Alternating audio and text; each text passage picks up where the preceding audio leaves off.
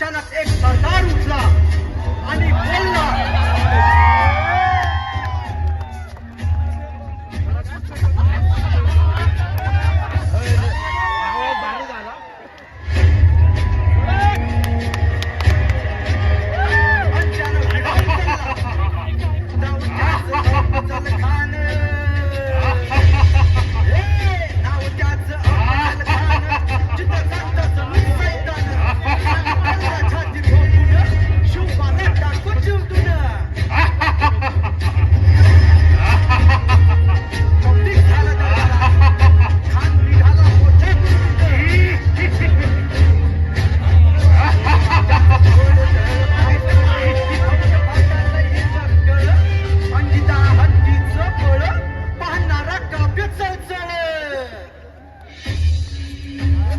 भेटेल त्याला ठेचीत चिवडीत खानाची सेना निघाली.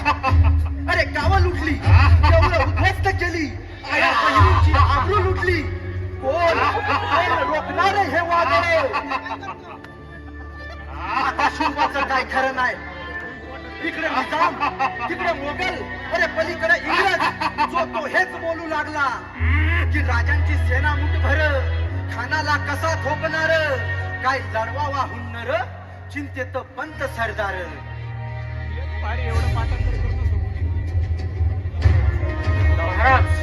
महाराज आपला जीव मोलाचा आहे.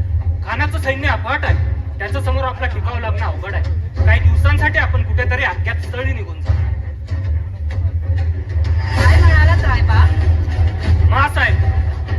महासाहेब आम्हाला आमच्या जीवाची पर्वा नाही, परंतु या स्वराज्यासाठी राजांचे जीव असणे गरजेचे आहे.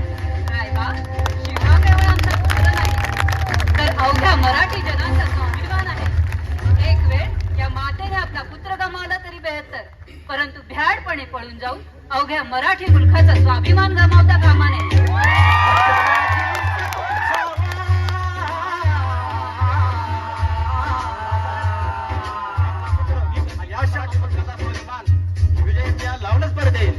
अशा वाघिणीचा छावा गणी मारला कसा ठेचावा, टोपच्यात गणी मी कावा, भेटीचा धडला सांगावा.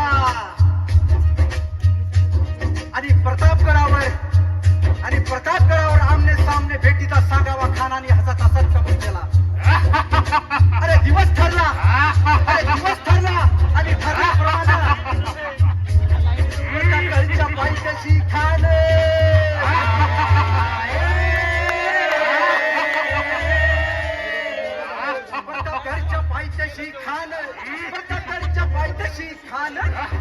घरच्या पायथ्याशी खान आला नाही त्याला जाण. शिवाजी राजाच्या करामतीची,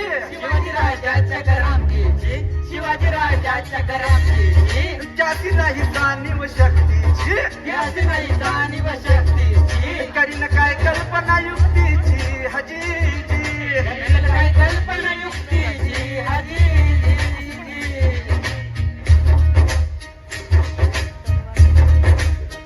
महाराज, जीवा माले आल्या. या जीवा, काय म्हणतोय का? महाराज, खानाला तर खात्री पटली की आपण घाबरला. छान, आम्हाला हेच हवं होतं. महाराज, आजच्या भेटीचं काय करायचं? पंचांग करून निरोप काढा. म्हणावं की आमची तब्येत थोडी अस्वस्थ आहे. उद्या दुपारची वेळ ठरवा.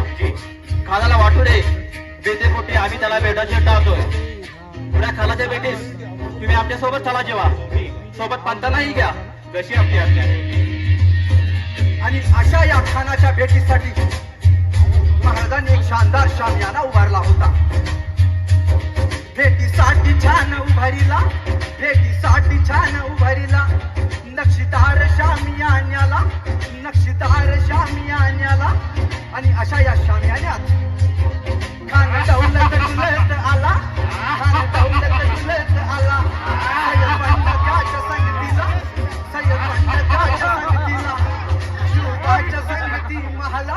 शुभाच्या संगती महाला. आणि राजाला पाहून हा म्हणतो कसा,